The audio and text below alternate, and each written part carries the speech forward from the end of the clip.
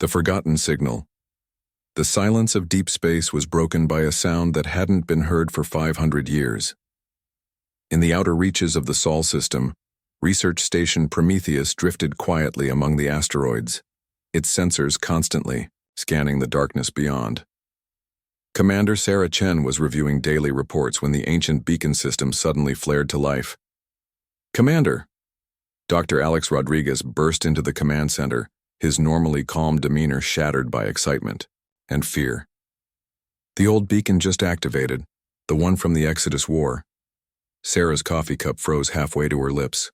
Every human knew about the Exodus War, though most considered it ancient history. 5 centuries ago, humanity had been part of something called the Galactic Cooperative. They had traded, learned, and grown alongside dozens of alien species. Then everything changed. The other species had grown afraid.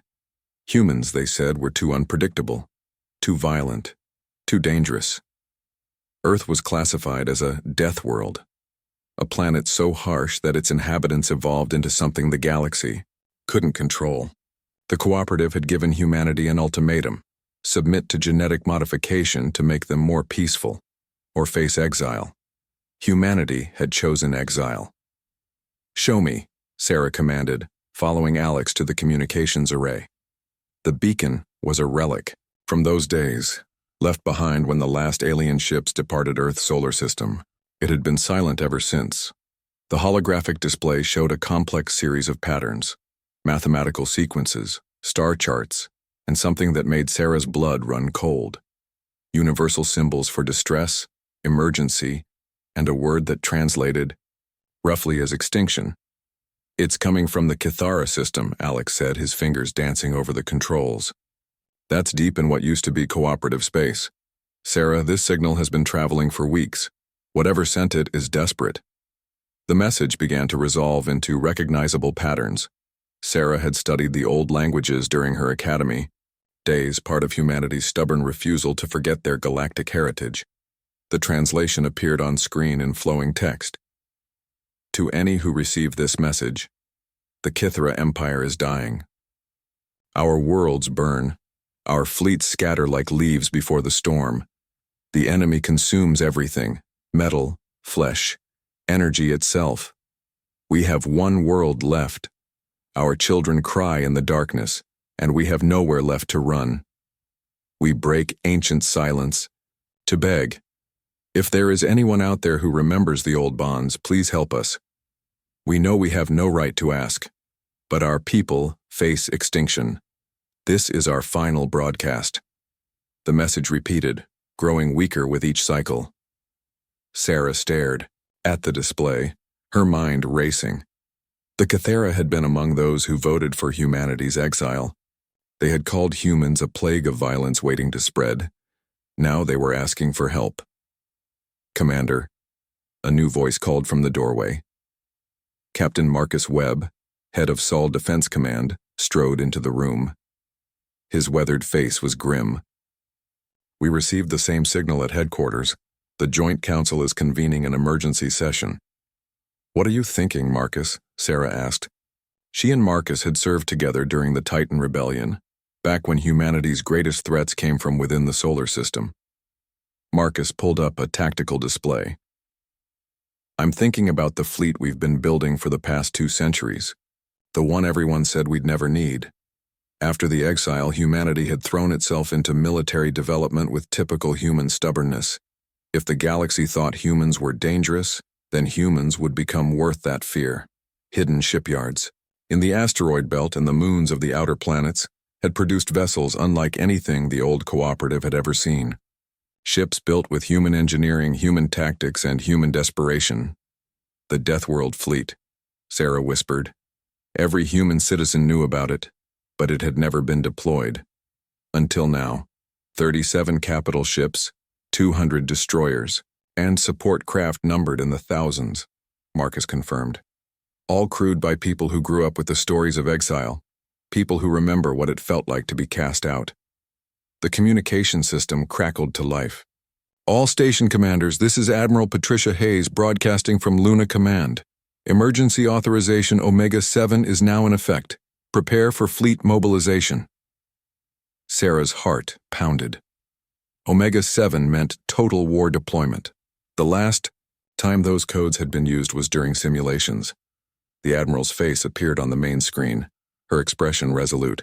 Ladies and gentlemen, 47 minutes ago we received a distress call from the Kythera system. Intelligence confirms that an entity known as the Harvest has consumed 17 worlds in the past 6 months. The Kythera Empire, which once numbered 40 billion souls, is down to their final world. Murmurs filled the various command centers linked to the communication. Everyone remembered the Kythera. They had been the most vocal supporters of humanity's exile. I know what you're thinking, Admiral Hayes continued. Why should we help those who cast us out? The answer is simple. Because we're human. Because when someone is drowning, you don't ask them why they pushed you away. You throw them a rope. The Admiral paused, letting her words sink in. But make no mistake, this is not just a rescue mission. This is humanity's return to the galaxy. How we conduct ourselves in the coming days will determine whether we reclaim our place among the stars or remain forever exiled. Captain Webb stepped forward. Admiral, what do we know about this Harvest entity? Very little, Hayes admitted. Kythera reports describe it as a mechanical plague, ships that convert matter into more ships. Weapons that learn and adapt. It's unlike anything the old cooperative ever faced. She straightened her uniform. Which is exactly why they need us. The next 12 hours passed in a blur of activity. Throughout the solar system, hidden bases came alive. The Deathworld fleet emerged from concealment like a predator awakening from sleep. Ships that had existed only as classified blueprints suddenly filled the void between planets. Sarah found herself reassigned as tactical coordinator aboard the flagship Indomitable. As she walked through the massive vessel's corridors, she marveled at what humanity had built in secret. The ship's design was brutal and efficient, built for one purpose: winning wars that everyone else had given up on. The crew was equally impressive. Men and women who had trained their entire lives for a war they hoped would never come. Engineers who could rebuild a fusion reactor with spare parts. Pilots who could thread a needle at light speed. Marines who treated impossible odds as a personal challenge. All hands, this is Admiral Hayes, the ship's COM system announced. We depart for Kythera space in 1 hour. This will be humanity's first venture beyond the solar system in 500 years. We go not as conquerors, but as defenders. We go to remind the galaxy why they feared us and why they needed us. Dr. Rodriguez appeared at Sarah's side, now wearing the uniform of a fleet xenospecialist. I've been studying the old records, he said quietly. The Kythera were artists, philosophers, and scientists. They created beautiful cities that floated among the clouds of gas giants. They composed music that could make grown warriors weep. And they voted to exile us, Sarah replied. Yes, Alex nodded. They did. Because they saw what we could become in war and forgot what we could become in peace. He handed her a data pad. I've been analyzing the distress signal. Sarah, there are children in those transmissions. Families huddled together, singing lullabies to keep the fear away. Sarah studied the analysis. Hidden in the static and interference of the main signal were dozens of smaller broadcasts. Personal messages, final goodbyes, and fragments of what Alex was right to call lullabies. Her throat tightened. The fleet is ready, Commander, reported Lieutenant Torres from the navigation station. All ships report green across the board.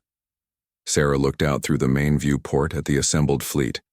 Sleek predators of metal and energy, bristling with weapons that could crack planets. Each ship carried the hopes and anger of humanity. Hope that they could prove themselves worthy of their place among the stars, and anger at being forced to prove it at all. This is Admiral Hayes to all ships, came the announcement. Jump drives are online. Target coordinates locked. Remember, we are not just representing ourselves out there. We are representing every human who ever looked up at the stars and dreamed of walking among them. The space around the fleet began to shimmer as the jump drives charged. Sarah gripped the railing as reality prepared to fold around them. Jump drives at full power, reported the helm officer. Ready for interstellar transit on your command, Admiral. Admiral Hayes's voice carried across the comm with quiet determination. All ships, this is Hayes. Execute jump in 3, 2, 1, engage. The stars stretched into lines of light, and for the first time in 5 centuries, a human fleet left the solar system. Behind them lay Earth, the death world that had forged them. Ahead lay the unknown, and somewhere in that darkness the descendants of their former allies waited for salvation. The Death World fleet was coming. The Death World response. The journey through jump space felt like falling through lightning. When the Indomitable emerged back into normal space, alarms immediately began wailing. The Cathara system was a graveyard. "Dear God," whispered Lieutenant Torres, staring at the sensor displays.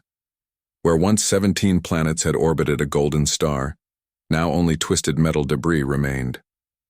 The outer worlds had been completely consumed, leaving behind geometric patterns of mechanical wreckage that hurt to look at. There, Dr. Rodriguez pointed to the inner system. Cathara Prime, it's still there. The Cathara homeworld hung in space like a wounded animal. What had once been a paradise of floating cities and crystal spires was now covered in a defensive shell of crude metal plating. Desperate energy shields flickered around the planet, clearly failing. "Admiral," called the communications officer, "we're receiving transmissions from the planet. They're singing." Admiral Hayes's expression softened slightly.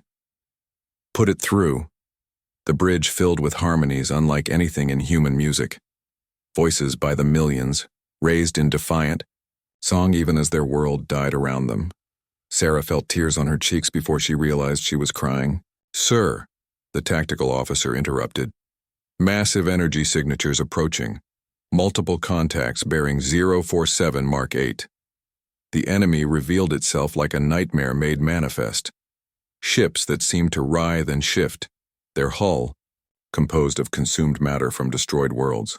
They moved in perfect coordination, a mechanical swarm that treated space combat like a dance of death." "Analysis?" Admiral Hayes demanded. "They're adapting in real time," the science officer reported, voice tight with fear.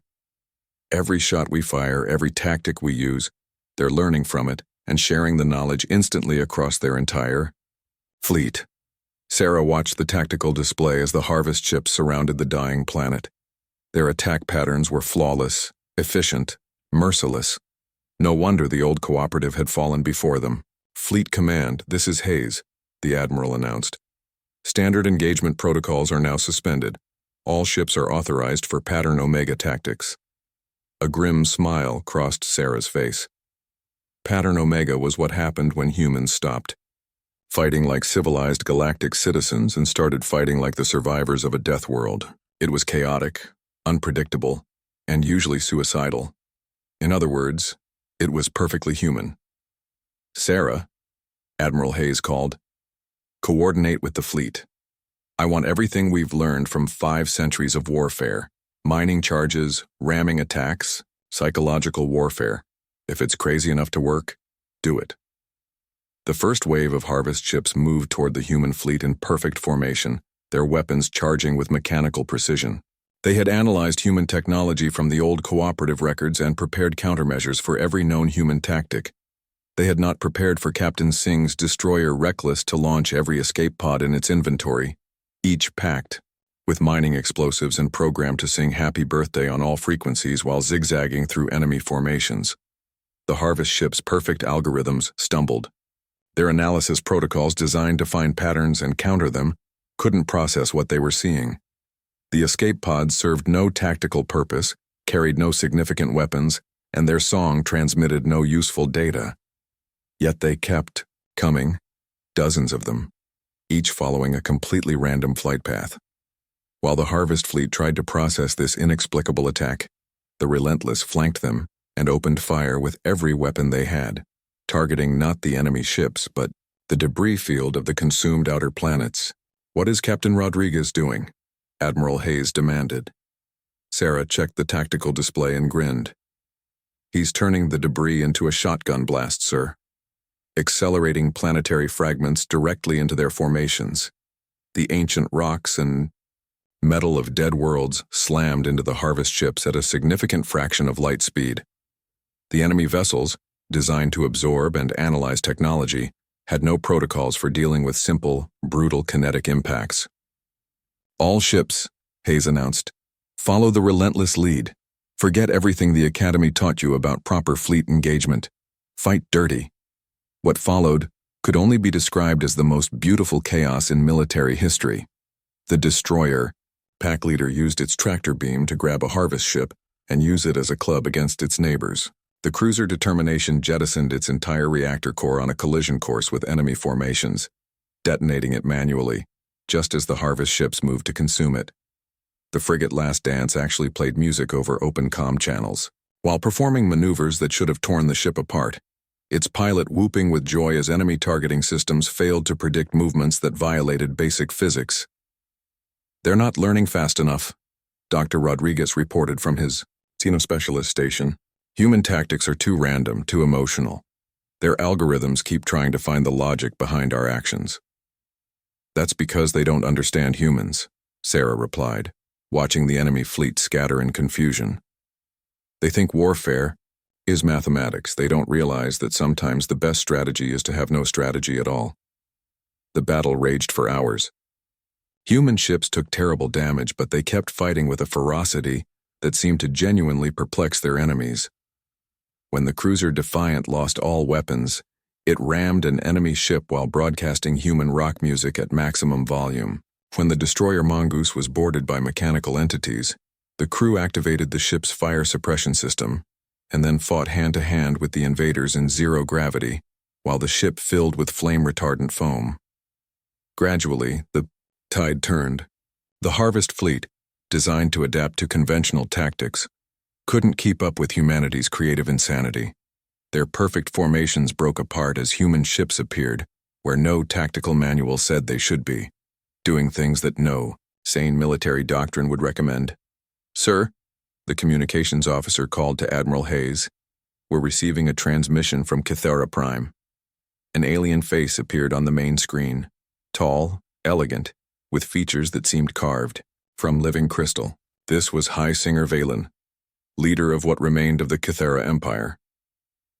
Tears flowed down her crystalline cheeks. "Children of Earth," she said in accented but clear English, "we remember you now. We remember why we feared you, and we remember why we should not have cast you away. You fight like madness given form, but you fight for others. You are still the species that would charge into hell to save a stranger's child."